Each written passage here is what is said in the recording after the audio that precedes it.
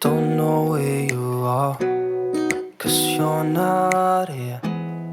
It's been way too long. If I could lay down beside you, I would, when nothing really hello matters. Friend, আসসালামু আলাইকুম। Welcome back to my channel. সবাই কেমন আছেন? আশা করছি আমার সকল ভিউয়ার্সরা, ভাইয়েরা, আপুরা যে যেখানে আছেন ভালো আছেন, সুস্থ আছেন। আল্লাহর রহমতে আমরাও সবাই ভালো আছি, সুস্থ আছি। নতুন একটা ভিডিও নিয়ে হাজির হয়ে গেলাম, আশা করছি ভালো লাগবে। অবশ্যই ভিডিওটা শেষ পর্যন্ত দেখবেন। এখন প্রায় সকাল 10টার মতো বাজে। এখন হচ্ছে সকালে নাস্তা করে নিচ্ছি, সাথে ছেলেটাকেও খাইয়ে দিচ্ছি। এত বড় হয়েছে, তাকে এখনও হচ্ছে খাবার খাইয়ে দিতে হয়। আল্লাদে দিনে দিনে একদম কিন্তু বাদর হয়ে যাচ্ছে। তো যাই হোক, আর আইনের আব্বু হচ্ছে সকালবেলায় যেহেতু বেরিয়ে গেছে, অত সকালে দেখা যায় অনেকদিন নাস্তা করেও যায় না। বেশিরভাগ টাইমে দেখা যায় বাহিরেই করে থাকে। তো মা ছেলে মিলে হচ্ছে নাস্তা করে নিচ্ছিলাম, আর মেয়েকে হচ্ছে খাইয়ে দিয়েছি। তো এখানে চা, পরোটা, তারপর হচ্ছে ডাল নিয়েছিলাম। তো খাওয়া দাওয়া শেষ করে তারপর হচ্ছে একটু টুকিটাকি ঘরটা একটু গুছিয়ে নিচ্ছিলাম। মানে ক্যাবিনেটটা হচ্ছে একটু গুছিয়ে নিচ্ছিলাম। দেখা যায় ধুলো পড়ে থাকে, ধুলো পড়ে থাকলে একদম সাদা সাদা হয়ে থাকে, দেখতেও কিন্তু ভালো লাগে না। এর জন্য দেখা যায় মাঝে মাঝে হচ্ছে ওগুলো সরিয়ে তারপর হচ্ছে একটু গুছিয়ে মুছে নেই। আর প্রায় কিন্তু একটু উল্টো পাল্টি করে দেয়, মানে এক সাইডের জিনিস অন্য সাইডে দিয়ে দেই, যাতে একটু দেখতে ভালো লাগে। সবসময় কিন্তু একই সাইডে একইভাবে থাকলে কিন্তু দেখতেও কিন্তু একঘেয়েমে চলে আসে। এর জন্য হচ্ছে আমি কয়েকদিন পর পরই হচ্ছে একটু উল্টো পাল্টো করে রেখে দিই, যাতে দেখতেও ভালো লাগে, নিচের মনের কাছেও শান্তি লাগে। Not here. It's been way too long. If I could lay down beside you, I would, when nothing really matters. That's all. সংসারের জিনিস যতই কিনি না কেন, তারপরে মনে হয় কম আছে আমার কাছে, আরও কেনাকাটা করি। যখনই যেটা ভালো লাগে চোখে, ওটাই তখন কিনে নিয়ে আসি। কতটা কাজে লাগবে তা ওটা দেখি না, মানে সাজিয়ে গুছিয়ে রাখতে কিন্তু ভালো লাগে। এই রেড কালার হাফ প্লেটটা খুব একটা যে কাজে লাগবে তা কিন্তু না, বাট দেখতে খুবই ভালো লাগতেছিল, এর জন্য হচ্ছে নিয়ে নিয়েছি। আর এর প্রাইসটা কিন্তু একদম কম ছিল। আমি 99 শপ থেকে 120 টাকা দিয়ে মাত্র প্লেটটা নিয়েছিলাম। আর এই যে মেজারমেন্ট কাপগুলো অনেক দিনের শখ ছিল, তো শখের জিনিস লাখ টাকা কথাই আছে। ফাইনালি মেজারমেন্ট কাপগুলো কিন্তু আমার হাতে চলে আসছে। অবশ্যই একটু দামিই ছিল এগুলো, বাট শখের জিনিস যতই দামি হোক না কেন, ওটা কিন্তু কোনো ম্যাটার করে না। অবশ্য অনেকের কাছে এটা বিলাসিতা লাগতে পারে, বাট আমার এটা ভালো লেগেছে, আমার সাধ্যের মধ্যে ছিল, তাই আমি নিতে পেরেছি। এরকমের আরও অনেক কিন্তু লিস্টে আছে। ইনশাআল্লাহ আস্তে আস্তে হচ্ছে শখের জিনিসগুলো কালেক্ট করবো সব কিছু ইনশাআল্লাহ। তো মোটামুটি হচ্ছে ক্যাবিনেটটা গুছিয়ে নিয়েছি। আর এই জারটাতে হচ্ছে মেয়ের দুধ রাখি, এর জন্য একটু একটু মুছে নিলাম ভিতরটা। এই জারটাও কিন্তু আমি ভ্যানগ্রে থেকে যখন নিয়েছিলাম, আমি কি কাজে এটা ইউজ করব ওটা কিন্তু একবারও ভাবিনি, জাস্ট ভালো লেগেছে এর জন্য হচ্ছে নিয়ে নিয়েছিলাম। তো তার কিছুদিন পর থেকে কিন্তু এই যে এখন মেয়ের দুধ রাখার কিন্তু এটা ঠিকই কাজে লেগে যাচ্ছে। You, I would,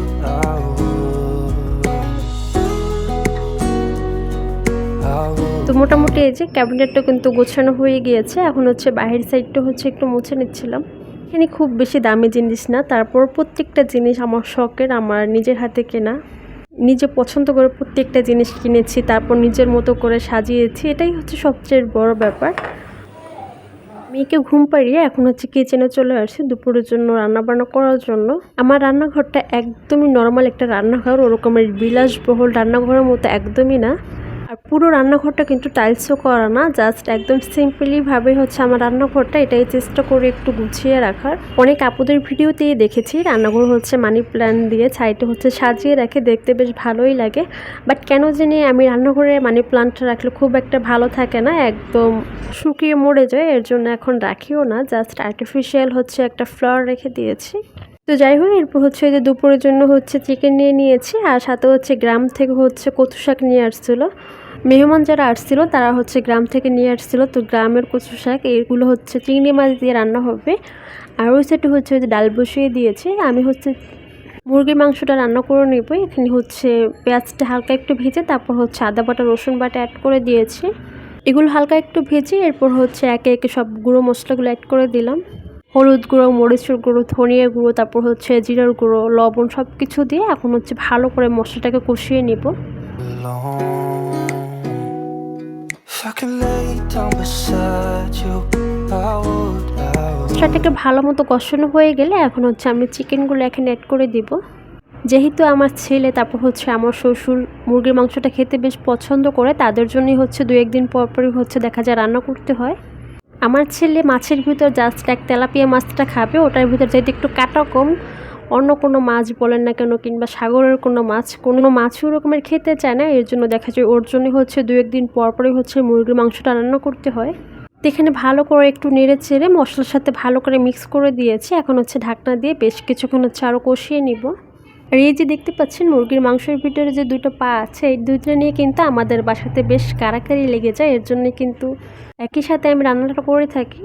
আর যেহেতু আমি ভিডিও করি, হয়তো অনেকের কাছে ব্যাপারটা ভালো নাও লাগতে পারে, মুরগির পাটা রান্না করছি মুরগির মাংসের ভিতরে, বাট এটাই হচ্ছে আমাদের বাসাতে চলে। তো যাই হোক, এরপর হচ্ছে মোটামুটি কষানো হয়ে গেলে এরপর হচ্ছে পানি অ্যাড করে দিয়েছি। পানিটা দিয়ে মোটামুটি হচ্ছে বাকি রান্নাটা করে নিব। When nothing really matters, that's all I wanna do. এখানে হয়ে আসলে তারপর হচ্ছে জিরার গুঁড়ো দিয়ে তারপর নামিয়ে নিচ্ছি। ডাল ভাত মুরগির মাংস রান্না করা শেষ, বাকি রান্নাটা হচ্ছে আমার শাশুড়ি মাই করবে। তো মোটামুটি এখন প্রায় 8টার মতো বেজে যাচ্ছে আর সংসারের কাজ মোটামুটি শেষ। তো ছেলে হচ্ছে স্কুল থেকে চলে আসছে। যারা আমার ভিডিওগুলো রেগুলারলি দেখেন তারা হয়তো জানেন আমার ছেলে হচ্ছে অসুস্থ ছিল, যার জন্য হচ্ছে 2টা এক্সাম দিতে পারেনি, জাস্ট 3টা এক্সাম দিয়েছিল। এগুলো হচ্ছে কোরবানির আগে হচ্ছে পরীক্ষাগুলো হয়েছিল, তো অসুস্থ ছিল, জ্বর ছিল, এর জন্য হচ্ছে বাকি 2টা এক্সাম দিতেও পারেনি। তো যে 3টা এক্সাম দিয়েছে ওই 3টাতে কিন্তু মাশাআল্লাহ বেশ ভালোই রেজাল্ট করেছে। আর যেহেতু অসুস্থ ছিল বাকি 2টা এক্সাম দিতে পারেনি, তো তার নিয়ে কোনো দুঃখ করারও কিছু নেই, আফসোস করারও কিছু নেই, যেটা করেছে ওটাতেই মাশাআল্লাহ। এরপর হচ্ছে এই যে দুপুরের খাবার নিয়ে নিয়েছি, এখন হচ্ছে দুপুরের খাবার খেয়ে নিব। এখানে হচ্ছে এই যে কচু শাকটা হচ্ছে চিংড়ি মাছ দিয়ে হচ্ছে ভাজা ভাজা টাইপের করেছিল, আমার শাশুড়ি মা করেছে। ওরকম খুব একটা আমি ভিডিও করিও না, জাস্ট আমি যখন একটু রান্নাবান্না করি তখনই হচ্ছে দেখা যায় ভিডিওটা করি। অনেক দিন পরে এরকম কচু শাক খেলাম, খুবই মজার হয়েছিল খেতে। এটা দিয়ে হচ্ছে প্রায় আমি অর্ধেকটা ভাত শেষ করে দিয়েছি। If I could lay down beside you, I would. সন্ধ্যার পরে এই যে আয়াত বুড়ি তারপর হচ্ছে আয়নকে বসিয়ে দিয়েছি নিচে খেলাধুলো করার জন্য। আয়নের লাইফে যে পরিমাণের গাড়ি কিনেছে, সেই পরিমাণের গাড়ি যদি এখন থাকতো বাসাতে একটা গ্রেজি হয়ে যেত, বাট ছেলে মানুষ ওই যে ভাঙাচোরা করে ফেলে। এরপর হচ্ছে সন্ধ্যার একটু হালকা পাতলা নাস্তা করে নেব। হালকা পাতলা বললে ভুল হবে। এগুলো কোন কোন আপুর পছন্দ বলেন তো? আমি তো ভিডিওতে এখন ভয়েস ওভার দিচ্ছি, আমার এখনও দেখে হচ্ছে জিভে পানি চলে আসছে। আমি নর্মালি সব জায়গার ফুচকা ওভাবে খাইও না, যেখানের ফুচকাটায় বেশি টেস্ট ওইখানের ফুচকাটাই দেখি আমার খাওয়া হয়। তো এখানে ফুচকা নিয়ে এসেছিলো, বাসার সাইডেই হচ্ছে একটা মামার দোকান ছিল। আর ফুচকাগুলোর সাইজ দেখেন কতটা বড় বড়, এই ফুচকার সাইজগুলো, তারপর ফুচকার টক, মানে সব মিলিয়ে ভিতরে যে পুরটা সব মিলিয়ে একদম পারফেক্ট একটা ফুচকা। আমার লাইফে মনে হয় এটাই হচ্ছে সব থেকে বেস্ট ফুচকা। আমাদের বাসার কাছেই হচ্ছে খিলগাঁও তিলপাপাড়াতে হচ্ছে একটা মামার দোকান আছে, সেই হচ্ছে প্রায় হচ্ছে সেখান থেকে নিয়ে এসে। তা আমি হচ্ছে এখানে ফার্স্ট অফ অল হচ্ছে বানিয়ে নিচ্ছিলাম। বানানো শেষ হলে তারপর হচ্ছে টপ করে হচ্ছে মুখে চালান করা। এখানে যে সবগুলো কিন্তু রেডি করে নিয়েছি, এখন হচ্ছে উপর দিয়ে একটু টক করে দিয়ে তারপর ফার্স্ট অফ অল একটা মুখে দিয়ে দিচ্ছি বিসমিল্লাহ বলে। আর এই ফুচকাগুলো অনেক মজার ছিল। সবসময় দেখা যায় আমি 2 থেকে 3টার বেশি ফুচকা ওভাবে খাইও না, বাট এই ফুচকা দেখেন সবাইকে দেওয়ার পরে আমার প্লেটে কিন্তু এখনও 4 থেকে 5টা ফুচকা আছে। সবগুলোই কিন্তু সাবার করবো। ঠিক আছে, আজকের মতো ভিডিওটা এখানে শেষ করে দিচ্ছি। সবাই ভালো থাকবেন, সুস্থ থাকবেন। আল্লাহ হাফেজ, আসসালাম।